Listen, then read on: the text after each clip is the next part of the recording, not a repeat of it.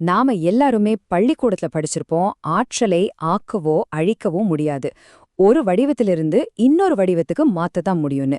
ஆனா அந்த அடிப்படை விதையையே கேள்விக்குள்ளாக்குற இரண்டு மிரட்டலான கான்செப்ட்களை பத்தி தான் நாம இன்னைக்கு அலசப் போறோம். பாத்தீங்களா? இந்த ஒரு கேள்விதான், இந்த ஒரு சிந்தனை தான் நாம இன்னைக்கு அலச போற ரெண்டு தனித்துவமான கண்டுபிடிப்புகளுக்கும் அஸ்திவாரமா இருக்கு. ஒரு பொருள பயன்படுத்தினா அது அழியும் தானே, அப்போ அதை ஏன் திரும்ப உருவாக்க முடியாது? இது ஒரு சாதாரண கேள்வி மாதிரி தெரிஞ்சாலும் இதுக்கு பின்னால ஒரு பெரிய விஷயம் இருக்கு. அப்படின்னா என்ன அர்த்தம்? நாம பொதுவா எனர்ஜிய ஒரு வடிவத்துல இருந்து இன்னொன்னுக்கு மாத்துறோம் இல்லையா? ஆனா இந்த பார்வை என்ன சொல்லுதுன்னா, அத மாத்துறதுக்கு பதிலா நாம அத ரீக்ரியேட் பண்ணலாம், அதாவது மீண்டும் உருவாக்கலாம்னு சொல்லுது. யோசிச்சு பாருங்க. அப்படி முடிஞ்சா வெளியில இருந்து எந்த சப்போர்ட்டும் இல்லாம தனக்குத்தானே இயங்குற பவர் சிஸ்டம்ஸ உருவாக்கலாமே. சரி, இந்த ஐடியாவை வச்சுக்கிட்டு நாம முதல்ல சந்திக்க போற சவால் ரொம்பவே பெருசு. எங்க தெரியுமா? விண்வெளியில. அங்க மனுஷங்க வாழணும்னா அதுக்கு தேவையான சக்திய அதுவும் விடாம தொடர்ச்சியா எப்படி உருவாக்குறது? ஓகே, இப்போ கான்செப்ட்குள்ள போலாம். விண்வெளிக்கு ஒரு நுரையீரல் இருந்தா எப்படி இருக்கும்? ஆமாங்க, விண்வெளியோட வெற்றிடத்திலேயே சுவாசிச்சு மின்சாரத்தை உற்பத்தி செய்யற ஒரு சிஸ்டம் தான் இந்த இனியலின் ஆஸ்ட்ரோ சுழற்சி. கேள்வி இதுதான். ஒண்ணுமே இல்லாத உறைஞ்சு போன வெற்றிடத்திலிருந்து எப்படிங்க சக்திய உண்டாக்குறது? இங்கேதான் ஒரு புத்திசாலித்தனமான ஐடியா வருது.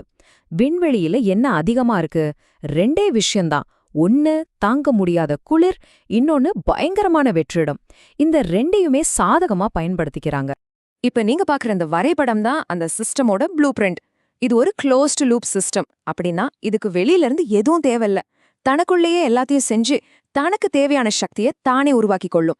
இதுதான் இந்த கான்செப்டோட மையப்புள்ளி. சரி, இது எப்படி வேலை செய்யுதுன்னு ஸ்டெப் பை ஸ்டெப்பா பார்க்கலாம். முதல்ல சூரியனோட வெப்பம் ஒரு கோளத்துல இருக்கிற தண்ணிய நல்லா கொதிக்க வைக்குது. அதுல இருந்து வர அதி அழுத்த நீராவி ஒரு சின்ன டர்பைனை வேகமா சுத்துது. அவ்வளோதான், நமக்கு தேவையான கரண்ட் ரெடி. அப்புறம் அந்த நீராவி குளிர்ந்து திரும்பவும் தண்ணியா மாறி மறுபடியும் அதே கோளத்துக்குள்ள போயிடுது. இது ஒரு முடிவே இல்லாத சுழற்சி மாதிரி திரும்ப திரும்ப நடந்துட்டே இருக்கும். சிம்பிளா சொல்லணும்னா, சூட்டுக்கும் குளிருக்கும் நடுவுல இருக்கிற அந்த வெப்பநிலை வித்தியாசமே போதும், இந்த சிஸ்டம் பாட்டுக்கு ஓடிட்டே இருக்கும். ஆனா விஷயம் அதோட முடியல. இந்த சிஸ்டத்தோட ஆற்றல இன்னும் அதிகரிக்க குவாண்டம் அதிர்வுன்னு ஒரு விஷயத்தையும் பயன்படுத்துறாங்க. அதாவது அந்த கோலத்துக்குள்ள மெல்லிய அலுமினியம் தகடுகள் இருக்கு. வெற்றிடத்தோட அழுத்தம் காரணமா இந்த தகடுகளுக்கு நடுவுல இருக்கிற நீர் மூலக்கூறுகள் பயங்கரமா அதிர ஆரம்பிக்குது. இந்த சின்ன சின்ன அதிர்வுகள் கூட ஒட்டுமொட்டமா சிஸ்டத்தோட ஆற்றலை இன்னும் அதிகப்படுத்துது. பாருங்க, சின்ன விஷயத்துல கூட எப்படி எனர்ஜி எடுக்கிறாங்க. ஓகே, விண்வெளியில இருக்கிற அந்த ஸ்பேஸ் லங்ல இருந்து இப்போ நேரா பூமிக்கு வரலாம். இங்கேயும் அதே மாதிரி ஒரு ஆச்சரியமான கண்டுபிடிப்பு காத்துட்டு இருக்கு. என்னன்னு கேக்குறீங்களா? அதுதான் தன்னைத்தானே ரீசார்ஜ் செஞ்சுக்கிற ஒரு கருந்துளை பேட்டரி. ஆமா, நீங்க கேட்டது சரிதான். ஒரு பேட்டரிய நீங்க முழுசா பயன்படுத்தினதுக்கு அப்புறம் அது தானாவே திரும்ப உயிர் பெற்று ரீசார்ஜ் ஆயிடும். இது வெறும் தியரி இல்ல. இதோட கண்டுபிடிப்பாளர் இதுக்கு ஒரு புரோட்டோடைப், அதாவது ஒரு முன்மாதிரியும் செஞ்சு காட்டியிருக்கார். குவாண்டம் பேட்டரின்னு சொல்லப்படுற இது தன்னைத்தானே ரீசார்ஜ் செஞ்சுக்கிறத நிரூபிச்சிருக்கு. இங்க பாருங்க, இந்த பேட்டரியோட சக்திய 3 வோல்ட் வரைக்கும் குறைச்சிடுறாங்க. ஆனா கொஞ்ச நேரம் அதை அப்படியே விட்டா போதும், அது தானாவே திரும்பவும் ரீசார்ஜ் ஆகி 6 வோல்ட்டுக்கு மேல போயிடுது. எந்த சார்ஜரும் இல்லாம, எந்த பவர் சோர்ஸும் இல்லாம தானாகவே. அதனாலதான் இதுக்கு கருந்துளை பேட்டரின்னு ஒரு பேரு. ஒரு பிளாக் ஹோல் எப்படி எல்லாத்தையும் தனக்குள்ள இழுக்குமோ அதே மாதிரி இந்த பேட்டரி தீர்ந்து போன ஆற்றலை திரும்பவும் தனக்குள்ளேயே இழுத்து ரீசார்ஜ் செஞ்சுக்கிறதால இந்த உருவகத்தை பயன்படுத்துறாங்க. ரொம்ப பொருத்தமா இருக்கு இல்லையா? சரி, இது எப்படி சாத்தியம்? மேஜிக் மாதிரி இருக்கேன்னு தோணுதா? இதுக்கு பின்னால இருக்கிற அறிவியல் என்னன்னு இப்ப பார்க்கலாம் வாங்க. இதுக்காக செய்யப்பட்ட ஒரு சோதனையை தான் நியூட்ரான் ஜம்ப் டெஸ்ட்னு சொல்றாங்க. உலகத்திலேயே இதுதான் முதல் முறையா செய்யப்பட்ட ஒரு சோதனைன்னு குறிப்பிடப்படுது. இந்த சோதனையோட முக்கிய கருத்துக்கள் இதுதான். முதல்ல, நியூட்ரான் ஜம்ப். நாம பொதுவா எலக்ட்ரான், புரோட்டான் ஜம்ப பத்தி தான் படிச்சிருப்போம்.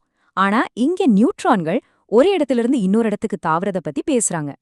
ரெண்டாவது, தலைகீழ் வெளியீடு. அதாவது நாம செலவு செஞ்ச ஆற்றல் ஃபோட்டான்களை பின்னோக்கி வெளியிட்டு சிஸ்டத்தை ரீசார்ஜ் பண்ணுது. இந்த சோதனையில எதிர்பார்த்ததை விட அதிகமான வோல்டேஜ் கிடைச்சிருக்கு. இதுக்கெல்லாம் காரணம் தண்ணி, அதாவது H2O நியூட்ரானிக் குணங்களை வெளிப்படுத்த முடியுங்கிறது தான். சுருக்கமா சொன்னா, இந்த நியூட்ரான் ஜம்ப் மற்றும் தலைகீழ் வெளியீடு தான் வழக்கமான விதிகளை மீறி இந்த பேட்டரியை ரீசார்ஜ் செய்ய வைக்குது. சரி, ஒன்னு விண்வெளிக்கானது, இன்னொன்னு பூமிக்கானது. ஆனா இந்த 2 கான்செப்டுக்கும் பொதுவா ஒரு விஷயம் இருக்கு. என்ன தெரியுமா? ரெண்டுமே நாம அறிவியல் புத்தகங்கள்ல படிச்ச ஆற்றல் விதிகளை ரொம்ப நேரடியா சவால் செய்யுது. இது ஒரு புதிய அத்தியாயத்தோட தொடக்கமா இருக்குமோ? இப்ப நீங்க பாக்குற இந்த ஒப்பீடு தான் எல்லாத்துக்கும் அடிப்படை.